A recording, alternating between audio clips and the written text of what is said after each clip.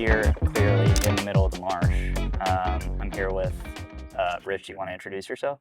Rich Volpe. I live here in Charleston and moved here about March of 23. But yeah, we're just out here today and enjoying the marsh and can't ask for a better place than this.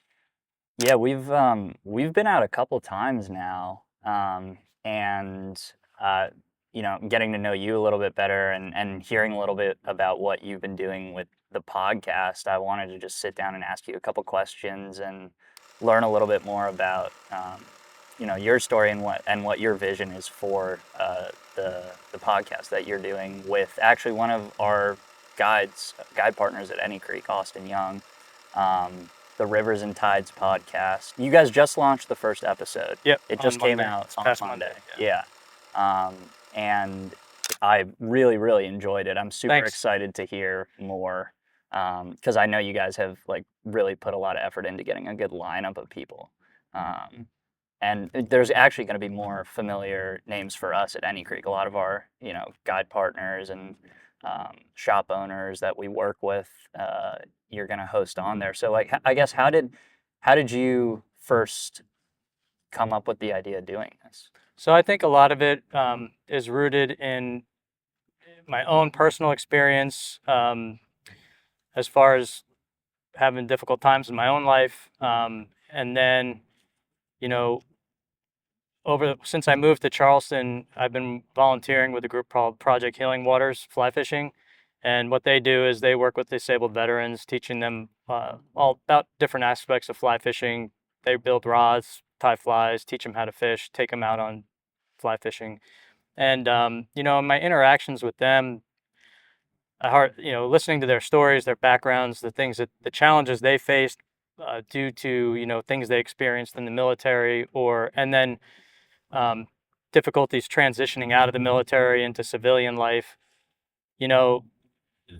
hearing their stories and their difficulties, and then how much getting involved in an outdoor pursuit like fly fishing actually, saved their lives, literally. And, I started thinking that it'd be great to have a podcast or have a way to get out to other people to hear these very compelling stories and how being in nature and being into these outdoor interests has helped them get to a better place. And then, the goal of the podcast is to have people come on who have had that, and then hopefully connect with somebody who's watching it who's going through similar difficulties and challenges, and will be inspired to take those first steps into getting into an outdoor pursuit and hanging out with people of similar interests to help get them take that first step to getting to a better place. How long would you say you were thinking about doing it before you started to actually put pen to paper and plan it out? Probably a couple of months, and then it's funny because I met Austin at one of the meetings, maybe about a month and a half after I started thinking about it, and I know nothing about content creation, taking video, or any of that stuff. So I really needed somebody who knew that to make it actually come to fruition and make it happen. So the idea was there, but actually making it happen, I couldn't do it by myself. And then I got this new boat, and I actually reached out to Austin and said, "Hey, any chance you'd be willing to go out with me on the boat for the first time to make sure I don't break anything really expensive?" Because this is my first boat, and I didn't have a lot of boating experience at that time. So, and he agreed to come out with me, and we started talking, which is one of the cool things about spending time on a skiff, right? You talk to people, you get to know their backgrounds, and sure enough, Austin had a background in content creation, and I pitched him on it, and he was from that point, he was totally on board. And, I couldn't be luckier. Number one, we're out here filming today, but, because, the podcast really focuses on spending time in the outdoors, from the very beginning, I wanted to film it outdoors, which presents a whole host of problems for the person who's doing all the editing work, which is Austin. So, I thank him because it puts a lot more work on his shoulders on the editing side, but he does an amazing job, and I think people will be really impressed with the work he does. Yeah, that's awesome. So again, like only one episode's been released so far, but they're all going to be outdoors. So far, everyone has been recorded outside. Actually, the second episode that's coming out in another week or a little over a week with Rob Alexander. He's a captain down out of Beaufort. We were out on we actually took the boat out to an island to do it, and it was so windy we had to bail. Yeah. So we ended up doing it on some chairs in my backyard.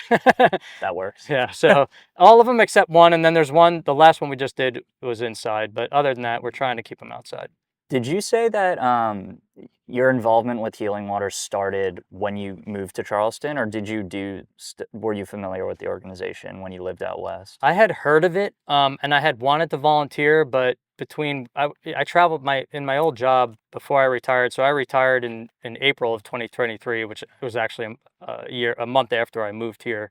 Was lucky enough to be in a job, federal law enforcement, that allows me to retire early while I'm still a young man. Yeah. But my area of responsibility when I lived out in Boise, I covered the entire Pacific Northwest, so I traveled a lot, so I just couldn't do it. I just didn't have the time, unfortunately. But as soon as I got here and my time freed up, that was one of the first things I started to get involved with. Yeah. Getting involved with them here. Awesome. And is that organization? I'm familiar with it, but are they more freshwater focused than saltwater focused? Yeah, I would say they are. Yeah. At least for the most part, from what I get, even here, I think because its roots are Yeah. in the freshwater, and I think there's a lot more barriers to doing it in the saltwater. Right. I am working with a lot of the local captains here to try and get them out more onto the salt. We have this incredible place, that's got amazing fishing. So it seems a shame to let it go to waste Yeah. and not have them out here. So we are trying to get them out here, but it requires a boat here, and requires, as we saw with me in the wind this morning, a good cast, which I did not present. So You had some good shots. I had some shots, but it's just a higher barrier, I think, the salt water. But we're trying to get them into it here. But yeah, for the most part, I'd say it's freshwater Yeah. focused. So I want to talk a little bit more about what you were doing prior to retiring.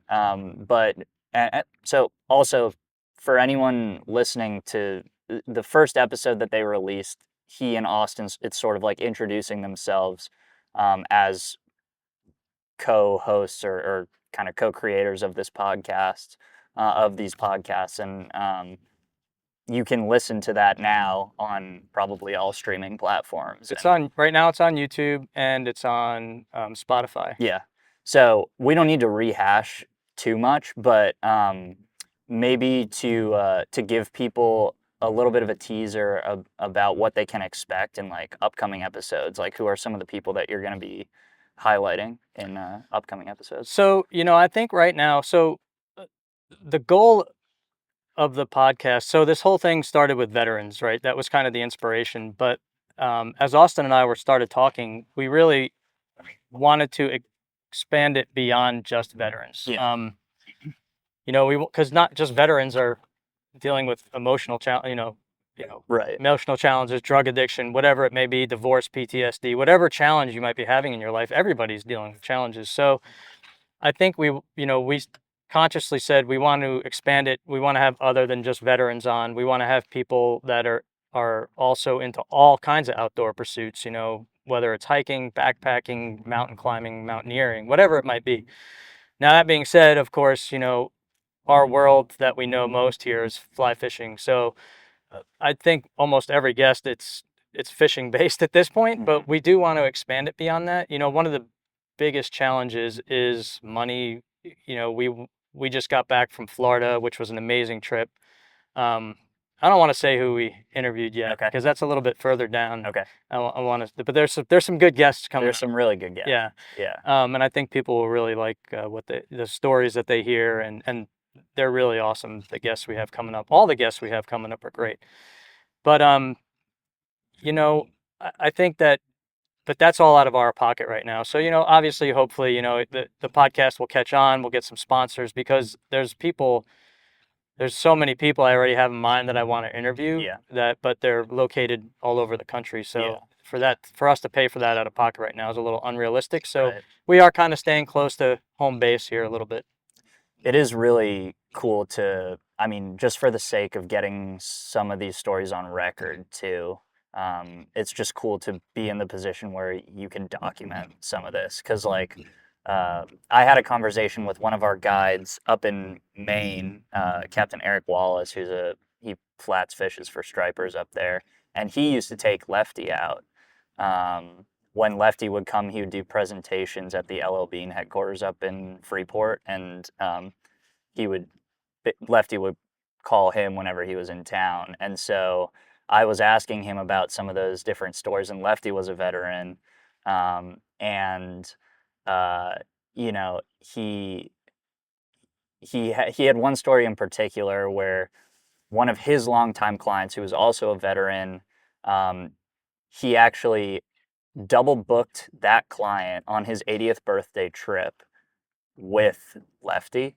Um, Nice. and yeah, and Lefty called him, um, and he was like, "Oh my goodness, I can't believe I double booked this." And Lefty was like, "Well, does he want a fishing partner for his birthday?" And so this guy got to fish with Lefty on his birthday, and he said they were sharing some really cool stories with one another as fellow Army veterans, and um, he it's tough to recount all of it, as it was in that moment. But skiffs are like an intimate environment for For people to sure. share that type of stuff. So I think it's really cool that you guys are, uh, you know, trying to record some of this in a way where other people can kind of tap in and listen to it and hear some of these stories. Yeah, I mean, again, the goal is ultimately for me, and Austin too, from talking with him, is that if we just get people that watch it and they can relate to the stories that they're hearing and Yeah. they're inspired to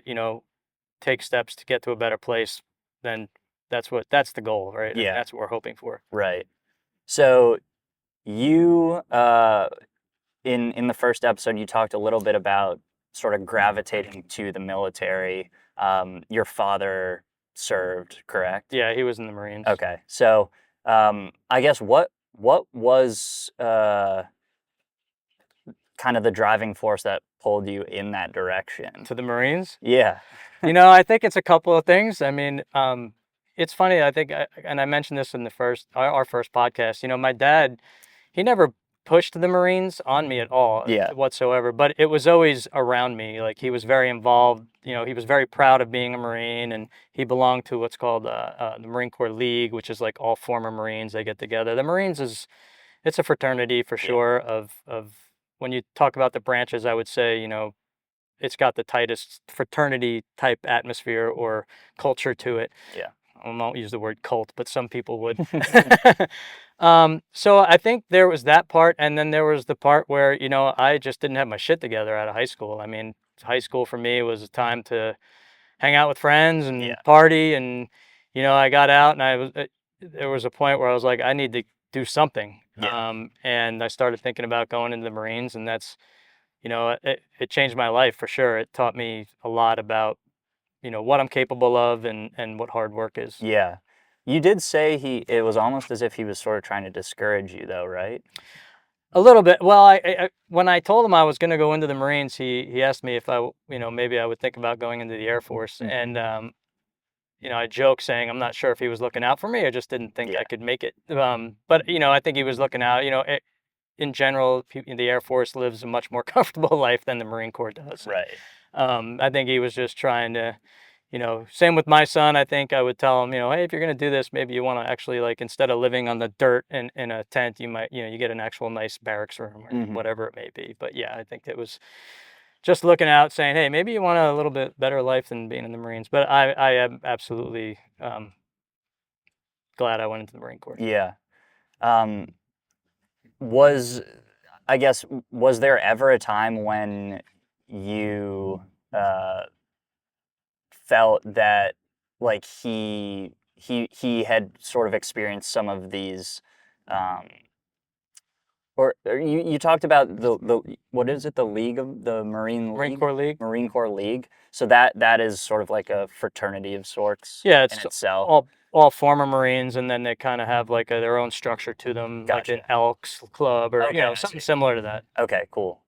Did he stay in contact with people who he served with much? Not really. I don't think so. Okay. Did you? No. Yeah. Actually, yeah, I will say yes. Through the advent of Facebook, that Yeah. I am friends with people on Facebook who, Yeah. and we will, message each other here and there. Okay, I see. Um, and so you grew up in Long Island, Yep.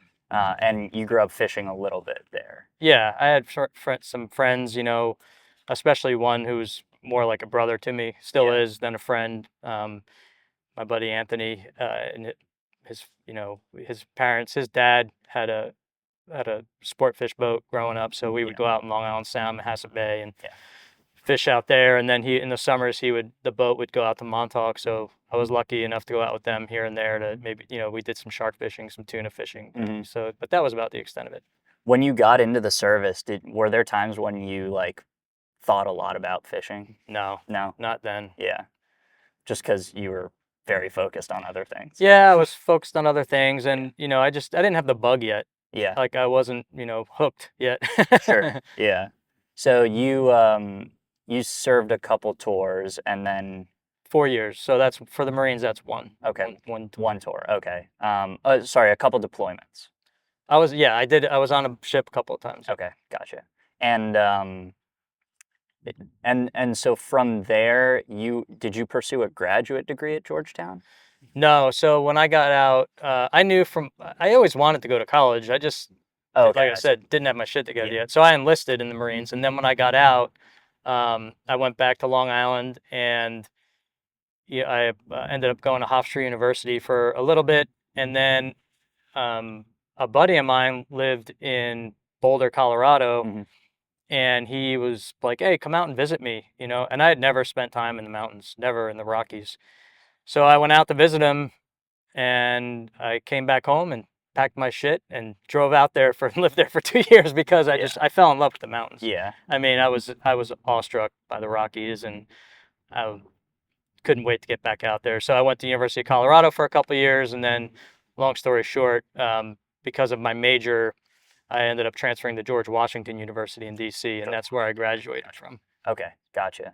Um, you mentioned one story how you remember being on campus during 9/11 and seeing smoke from the Pentagon. Yeah, not on campus. My wife and I had an apartment in Okay. Georgetown.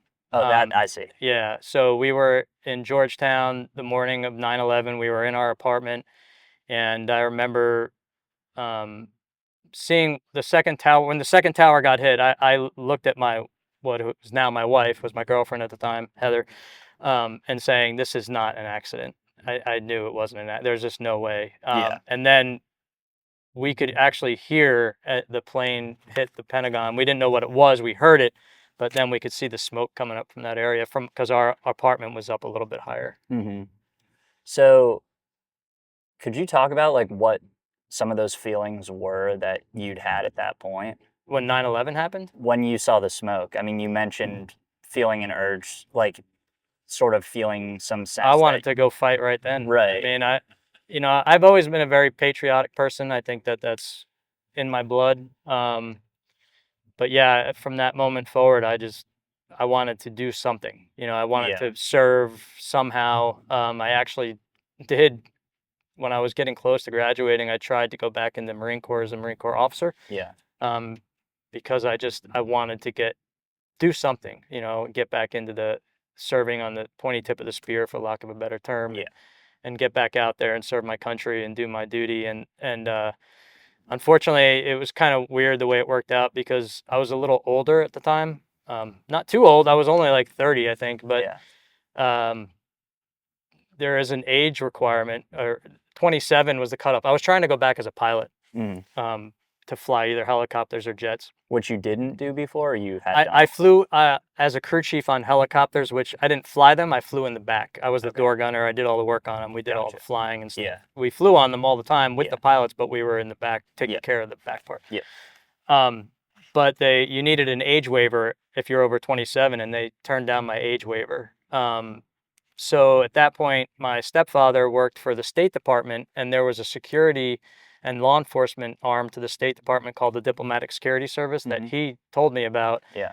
And they serve, for federal law enforcement, I kind of equate them to the Marine Corps of federal law enforcement. They're for the ones out overseas, they're kind of on that pointy tip of the spear with some of the stuff they do for federal law enforcement. So that really attracted me. So that's what I ended up doing for the first 8 or 9 years of my federal law enforcement career.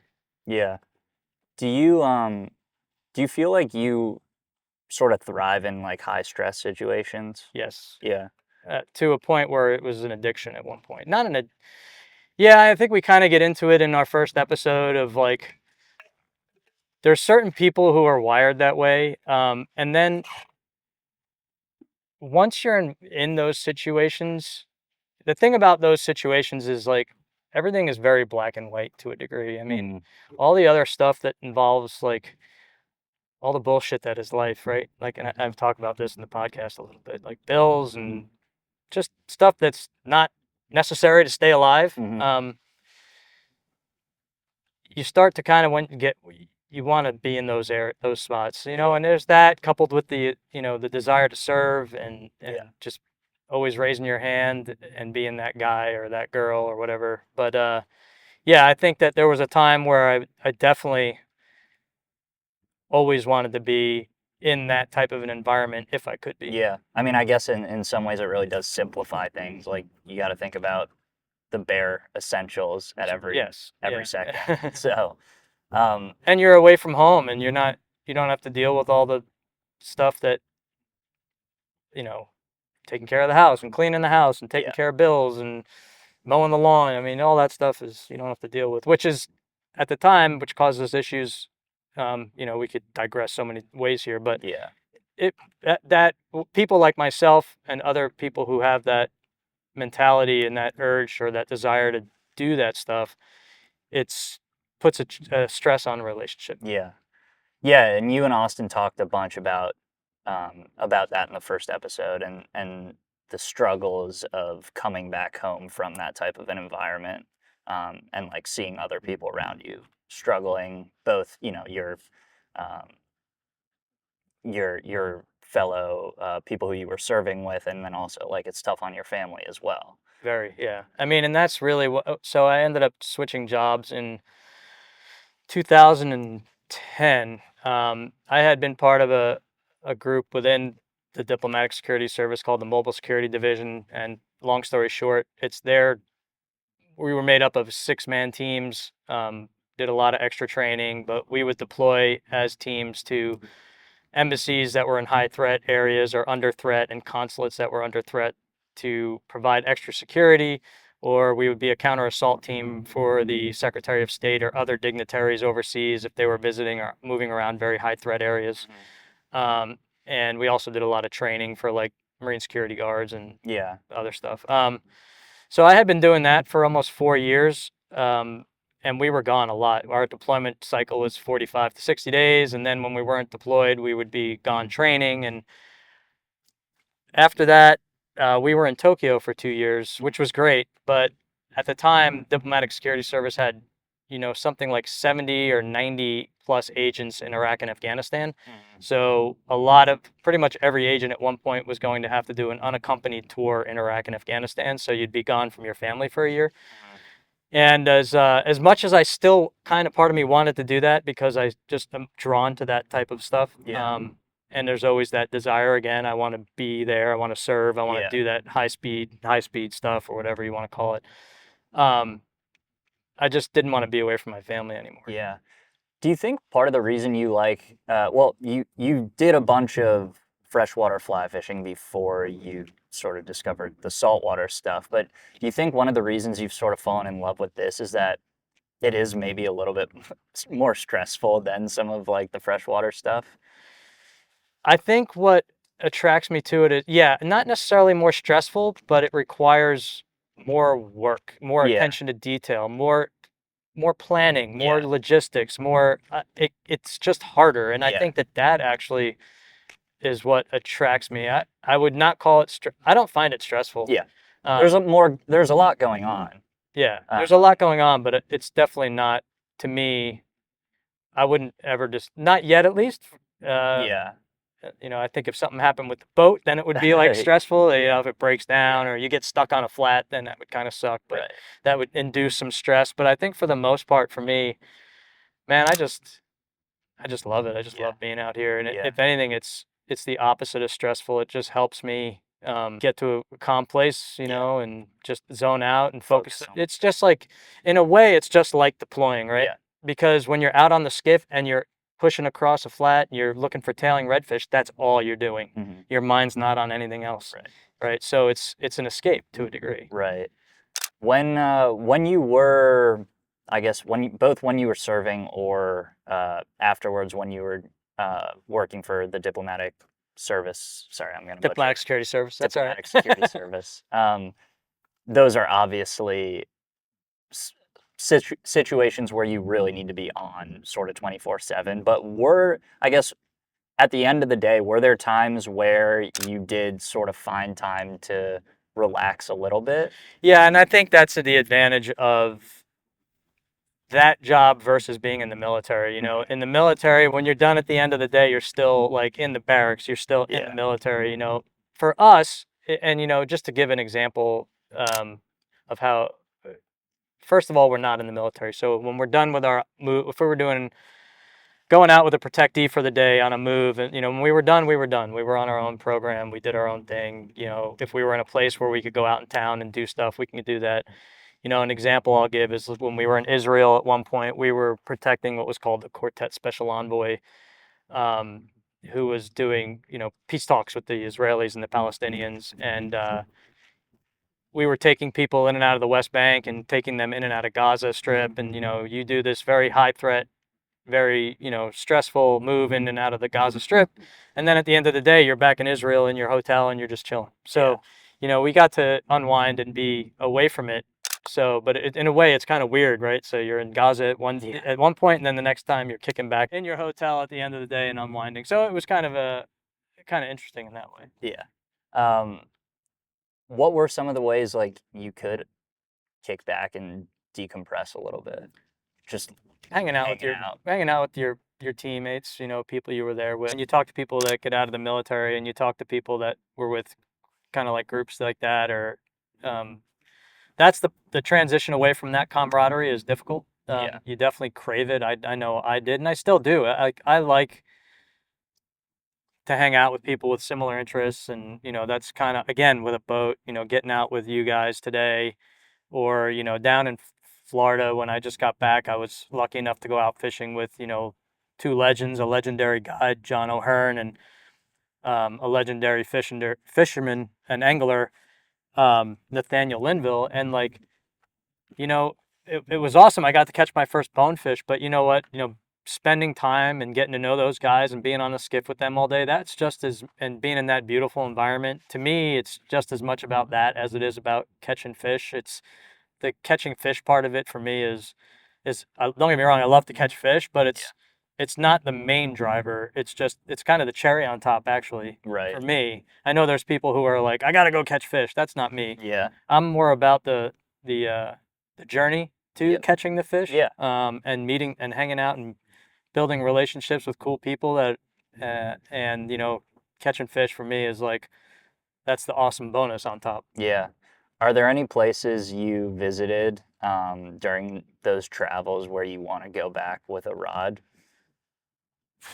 Not in the state. I was never in very many nice places in the State Department. Oh, you did talk about. We were talking the other night about Papua New Guinea, Yeah, it's and true. I was in Port Moresby for a little while, and it's huge with divers, which mhm, it's a pretty dangerous place. I mean, like if you look at like some of the most dangerous places to visit, Port Moresby and Papua New Guinea is one of them. But there's a lot of World War II wrecks there, so it's big with diving. And I wasn't into fly fishing at that time, yeah, but I bet it would have been a good place to do it. yeah. I'm gonna send you the link to that uh, GeoBass Yeah, I want film. to check that out. That's an old gem, but those black bass that they were catching in Papua New Guinea, they were saying pound for pound, they thought they were the strongest freshwater fish, and they're like breaking their 14, 12 weights. There's safe ways to go there, so maybe Yeah. it's something to put on Yeah. the bucket list. Yeah, I think I might need you if I go. We'll make it happen. Yeah. Uh, do you have any plans to do some podcasts out west, back where you? I would love to. I've got some friends, especially a really good friend, who is a guide on the Green River out there. I would love to interview him. I'd love to. There's a bunch of people out there. I know someone who is a friend of the family who had a significant eating disorder at one point, and is now has gotten through that, and is does the endurance running and Oh wow. all these long distance runs. Yeah. That I'd love to interview her. It always comes down to, it's just the money. That's why if we could, Yeah. hopefully one day we'll have sponsors. It'll catch on, and we'll have some sponsors who can Yeah. fund some of those trips. Yeah. Yeah. I mean, you mentioned the mountains, but is there anything from out there that you really miss? My daughter, Yeah, she's right. still in Boise. Yeah. But I miss her a lot, every day. But other than that, I do miss the mountains, but man, I love the marsh. I mean, I love this. It's a different kind of awesome. Yeah. And I do love, Flat kind. yeah, it's the flat kind. I think the biggest hill we have is the Ravenel Bridge. Probably. But I do miss, the mountains are beautiful. Next summer I want to go out there and do some trout fishing, but there's so much to learn here. There's so much here that it's almost like I don't want to lose time here. Right. And from the first time I saw a tailing redfish in the flats, I was sold on saltwater fly fishing. And Yeah. now that I've caught my first bonefish, which was just amazing, I'm pretty hooked on trying to stick to the salt right now. Yeah, for sure. One thing I did want to ask you about, I know you did a little bit of work as well, doing like some counter-terrorist intelligence on like infrastructure out west. Was that separate from diplomatic services, or was that a part of that? No, that was so in 2010. I think I started down this road, but I don't think I finished it. Is that when I decided I needed to do something different for the family and for our family, I needed to stop moving around so much, because I think you move every 2 or 3 years also when you're in the State Department.